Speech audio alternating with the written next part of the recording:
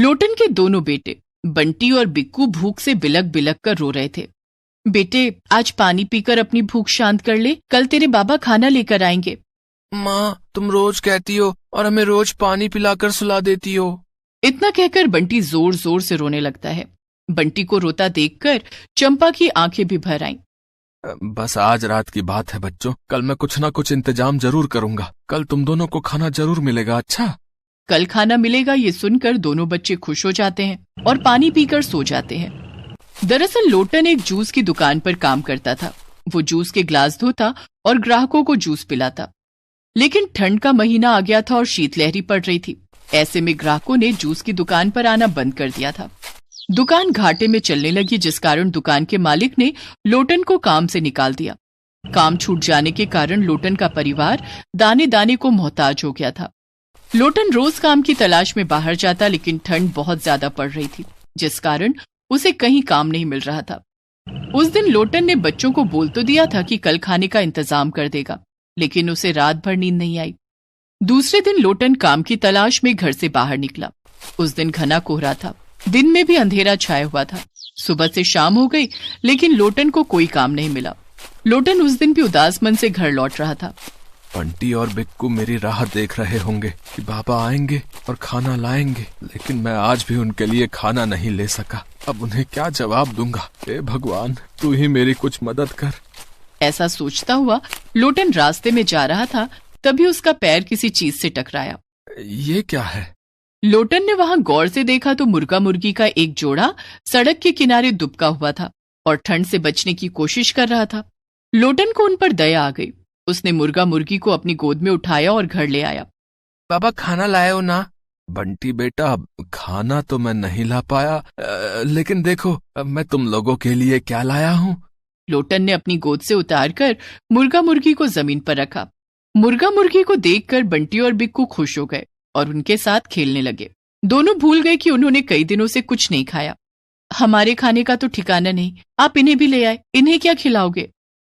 तू चिंता मत कर चंपा, कल मैं कहीं से थोड़े से दाने लेकर आऊंगा और इन्हें खिलाऊंगा। ठंड के मौसम में जब हमारी मुर्गी अंडे देगी तो उसे बेचकर हमें कुछ पैसे मिल जाएंगे। बंटी और बिक्कू ने मुर्गे का नाम सुल्तान और मुर्गी का नाम नूरी रखा। दूसरे दिन लोटन सुल्तान और नूरी के लिए खाना लाने बाजार गया। उसने एक दुकानदार से थोड़े से अनाज मांगे। भैया, मुट्ठी भर अनाज मिल जाएगा क्या? मुर्गे को दाना डालना है। हाँ भैया, ये लो, अपने मुर्गे को खूब दाना खिलाओ। दुकानदार लोटन को थोड़े से अनाज देता है, जिसे लेकर लोटन घर आता है।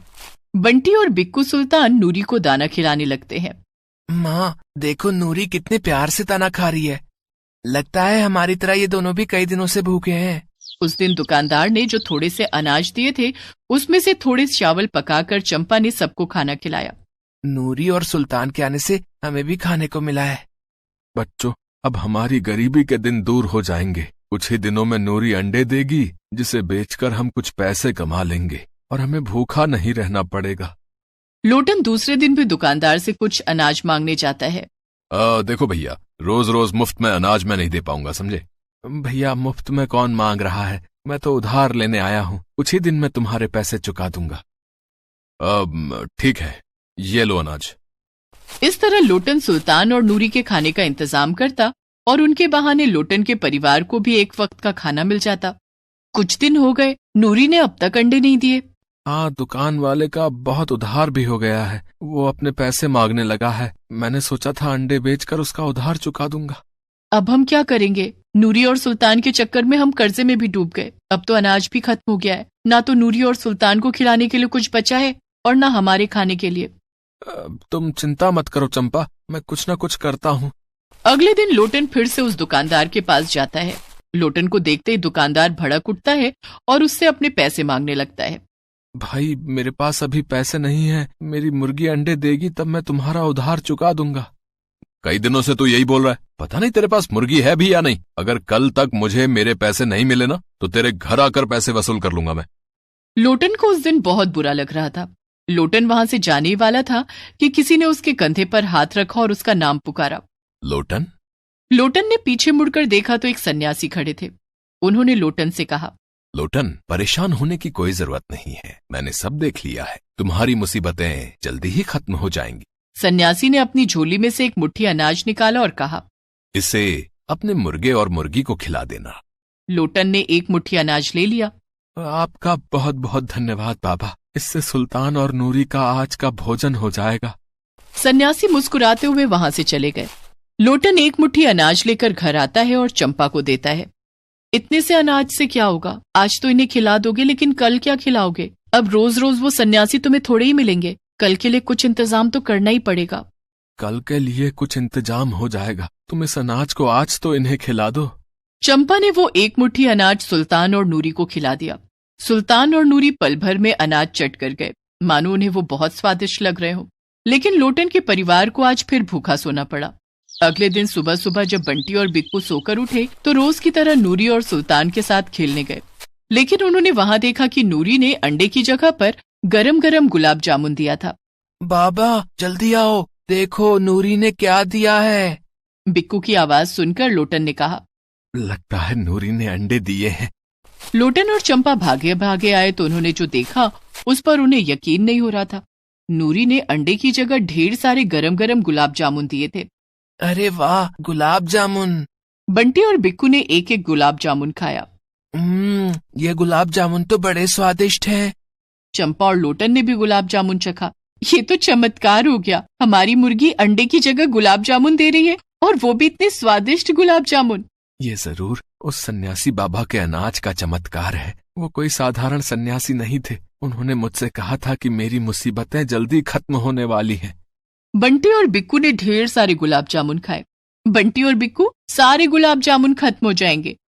माँ, गुलाब जामुन इतने टेस्टी हैं कि हम खुद को इन्हें खाने से रोक ही नहीं पा रहे हैं। उस दिन चमत्कार पर चमत्कार हो रहे थे।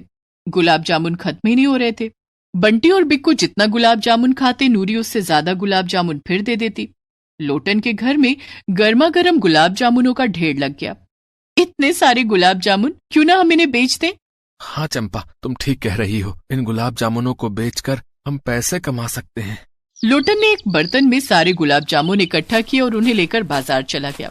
बाजार जाकर उसने आवाज लगानी शुरू की, ठंड के मौसम में गर्मा गर्म गुलाब जामुन खाइए, 10 के 2 गुलाब जामुन, 10 के 2 गुलाब जामुन।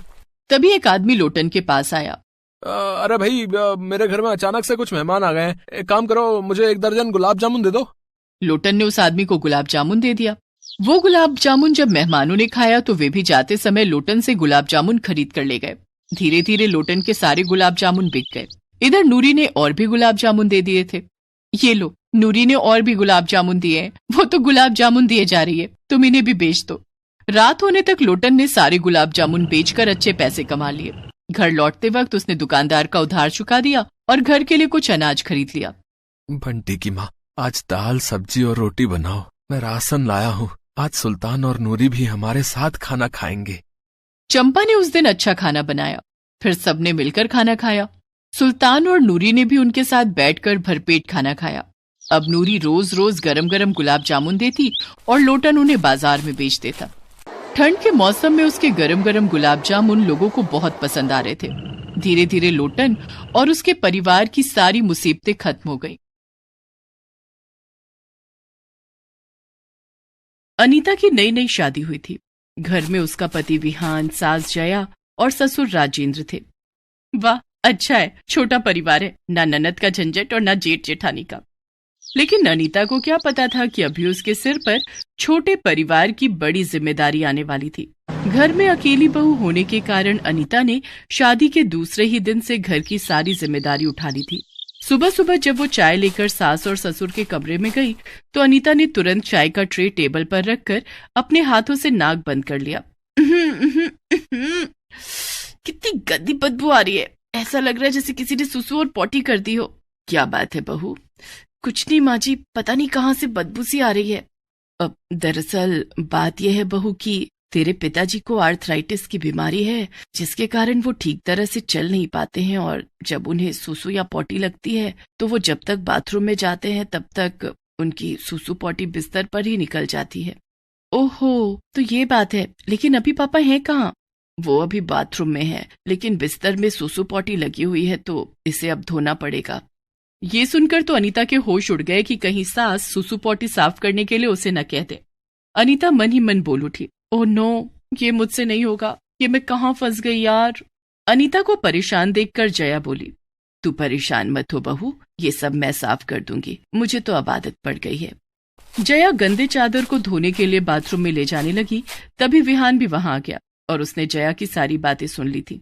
विहान ने जया से कहा, नहीं माँ, अब तुम ये सब नहीं करोगी, तुम्हारी उम्र आराम करने की है, बहुत काम कर लिया तुमने। मैं नहीं करूंगी तो कौन करेगा? अनीता है ना, अनीता करेगी। अनीता जाओ ये चादर धो दो। उस चादर को देखकर तो अनीता का मन उल्टी करने का हो रहा था। बेचारी यही सोच रही थी कि सूसू पॉटी लगी हुई चादर वो धोएगी कैसे, लेकिन विहान के कहने पर वो मना भी नहीं कर पाई और चादर लेकर धोने चली गई। चादर धोते समय, आज तो धो लिया, लेकिन आज के बाद ऐसी गंदी चादर मैं कभी नहीं धोऊंगी, मुझे कुछ करना पड़ेगा। उस दिन अनीता शाम को बाजार गई, उसे कुछ सामान खरीदना था। तभी उसने देखा कि एक औरत केमिस्ट की शॉप से अपने बच्चे के लिए डायपर खरीद रही थी। हाँ, पापा भी तो डायपर पहन सकते हैं, मैं पापा जी के लिए डायपर खरीद लेती हूँ। अनीता ने केमिस्ट की शॉप से डायपर खरीद लिया और घर ले आई। डायपर लाकर अनीता ने उसे बेडरूम में रख दिया। रात में जब विहान की नजर उस डायपर पर पड़ी, अरे अनीता, ये डायपर कौन लेकर आया है? मैं लाई हूँ। लेकिन अभी क्यों? अभी तो हमारे घर में कोई बच्चा भी नहीं है। क्या अभी से बच्चे के लिए सामान खरीद कर जमा करना शुरू कर दिया है क्या? नहीं, ये हमारे बच्चे के लिए नहीं है। तो फिर किसके लिए है? घर में इसे कौन पहनेगा? पापा पहनेंगे। पापा चल नहीं पाते हैं, इसलिए उनकी सूसू पॉटी बिस्तर पर निकल जाती है, इसलिए आज से पापा डायपर पहनेंगे। इससे बिस्तर भी गंदा नहीं होगा और बदबू भी नहीं आएगी। अरे वाह, ये तो तुमने बहुत अच्छा आइडिया सोचा है। उस रात अनीता ने अपने ससुर को डायपर पहनने के लिए दिया, जिसके बाद ससुर राजेंद्र डायपर पहनकर सो गए। अगले दिन जब सुबह उन्हें सूसू पॉटी आई तो उन्होंने डायपर में ही कर दिया। बाद में उस डायपर को अनीता घर के बाहर कूड़ेदान में डाल देती। अब रोज यही सिलसिला चलने लगा। चलो, सूसू पॉटी वाली चादर धोने से तो मुक्ति मिली, लेकिन अब यूं रोज रोज डायपर फेंकने कूड़ेदान के पास जाना पड़ता है। आस पड़ोस के लोग मुझे घूर घूर कर देखते हैं, ना जाने क्या बातें करते होंगे मेरे बारे में। धीरे धीरे दिन गुजरने लगे।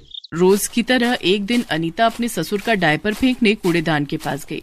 कितने दिनों से कूड़ा उठाने वाली गाड़ी नहीं आई, कचरा कूड़ेदान के बाहर तक बिखर गया है। अब इस डायपर को कहाँ फेंकूं? यहाँ तो पिछले कई दिनों के डायपर अब तक पड़े हुए हैं। कितनी गंदगी हो रही है। हे भगवान, अब इस डायपर से छुटकारा दिला दो। अनीता उस डायपर को वहीं फेंक कर घर आ जाती है, लेकिन उस दिन भी कूड़ा उठाने वाली गाड़ी नहीं आई और कॉलोनी की सड़क पर कचरा बिखर गया। आवारा कुत्तों ने वहां फेंके हुए कई सारे डायपर दांतों से फाड़ दिए और इधर उधर फेंक दिए। कुछ कुत्तों ने गंदे डायपर फाड़कर अनीता के घर के दरवाजे पर लाकर रख दिए। शाम को जब अनीता सब्जी लाने के लिए घर से बाहर निकली तो उसका पैर गंदे डायपर पर पड़ा। उफ, बस यही कमी बाकी रह गई थी। पूरी कॉलोनी में गंदे डायपर इधर उधर बिखरे हुए थे और अब हमारे घर के दरवाजे पर भी। इन कुत्तों को भी पता चल गया कि ये डायपर हमारे घर से फेंके गए हैं। अनीता ने घर के अंदर जाकर पैर धोए और दोबारा बाहर आई और सब्जी लेने निकल पड़ी। रास्ते में उसने देखा कि कॉलोनी की औरतें आपस में बातें कर रही थी। अरे, ये डायपर ना जाने किसके हैं, पूरे कॉलोनी में बिखरे हुए हैं। अभी तो किसी के घर में बच्चा भी नहीं हुआ। अरे, ये जया की नई बहू अनीता है ना, मैंने उसे ये डायपर फेंकते हुए देखा है। लेकिन विहान की तो अभी नई नई शादी हुई है, अभी तो बच्चा भी नहीं हुआ, फिर उनके घर में डायपर कौन पहनता होगा? अरे, ना जाने कौन पहनता है, लेकिन अनीता ये डायपर फेंकती है। कहीं वो डायपर में सूसू पॉटी तो नहीं करती? राम राम राम, ये आजकल की लड़कियां ना जाने कितनी आलसी हो गई हैं। इस उम्र में भी डायपर में सूसू पॉटी। लेकिन हमें कुछ करना पड़ेगा। हाँ बहन, अब इस तरह कॉलोनी में गंदगी तो नहीं देख सकते, हम जया से बात करेंगे। इन आंटियों को लगता है कि मैं डायपर में सूसू पॉटी करती हूँ। मुझे इनकी गलतफहमी दूर करनी होगी, पहले बाजार का काम कर लूं। ये सोचकर अनीता सब्जी लाने बाजार चली जाती है। सब्जी लेकर जब वो घर लौटती है तो देखती है कि कॉलोनी की औरतें जया से शिकायत कर रही थीं। देखो जया बहन, अपनी बहू को समझा लो कि यूं कॉलोनी को डायपर से गंदा न करे। पूरी कॉलोनी में गंदे डायपर इधर उधर फेंके हुए हैं। लेकिन मेरी बहू तो कचरे की पेटी में ही डायपर डालती है। अनीता ये सब सुन रही थी। उसने कॉलोनी की औरतों से कहा, आंटी जी, मेरी वजह से आप लोगों को परेशानी हुई, उसके लिए मैं आप सभी से माफी मांगती हूँ। आप लोगों को लगता है ना कि ये डायपर मैं पहनती हूँ, तो ये सच नहीं है। ये डायपर मैं नहीं बल्कि मेरे ससुर जी पहनते हैं, क्योंकि वो ठीक तरह से चल नहीं पाते हैं और बाथरूम तक पहुंचने से पहले ही उनकी सूसू पॉटी निकल जाती थी, इसलिए मैं उनके लिए डायपर लाई थी। और रही बात गंदगी की, तो कचरा उठाने वाला कई दिनों से नहीं आ रहा है, इसलिए आवारा कुत्तों ने कॉलोनी में डायपर फाड़कर यहाँ वहाँ फेंक दिए। मैं अभी कॉलोनी साफ कर देती हूँ। अनीता उसी समय झाड़ू लेकर पूरी कॉलोनी को साफ करने लगी और सारे डायपर उठाकर एक बड़ी पॉलीथीन में इकट्ठा किया और कॉलोनी से बाहर जाकर कचरा गाड़ी में डाल दिया।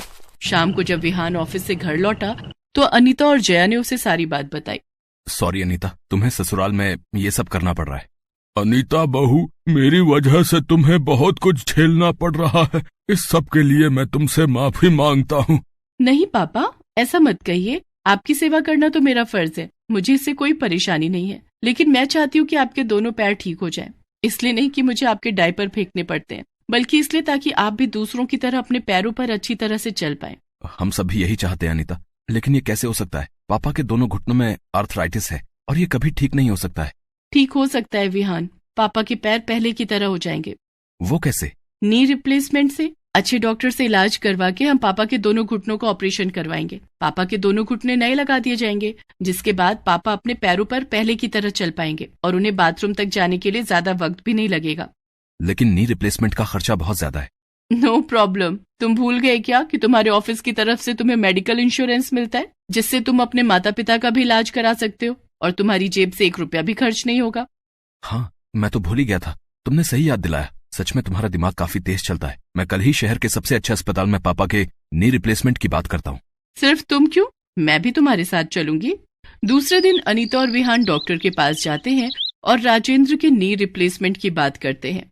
आप जल्द से जल्द पेशेंट को यहाँ एडमिट करवा दें। हम जल्द ही उनका ऑपरेशन कर देंगे और कुछ ही महीनों के बाद उनका घुटना बिल्कुल फिट हो जाएगा। अगले ही दिन अनीता और विहान राजेंद्र को अस्पताल में भर्ती करवा देते हैं।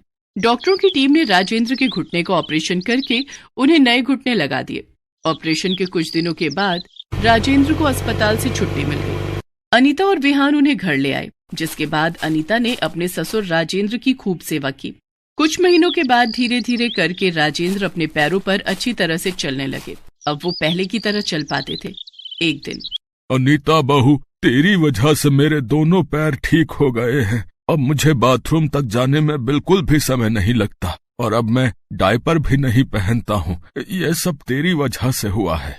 हाँ अनीता बहू, तूने हमें सही रास्ता दिखाया और अपने ससुर की बहुत सेवा की है। अब तुझे गंदे डायपर फेंकने से भी छुटकारा मिल गया है। मेरे और तेरे पापा की तरफ से ये उपहार तुम्हारे लिए। जया ने अनीता को ज्वेलर्स की दुकान का एक डिब्बा दिया। जब अनीता ने उस डिब्बे को खोला तो उसमें सोने का हार था, जिसे देखकर अनीता बहुत खुश हो गई। थैंक यू माँ जी, थैंक यू पापा, आई एम वेरी लकी। बहू, लकी तो हम हैं कि हमें बहू के रूप में तू मिली है। अनीता और विहान दोनों ने जया और राजेंद्र के पैर छूकर उनका आशीर्वाद लिया।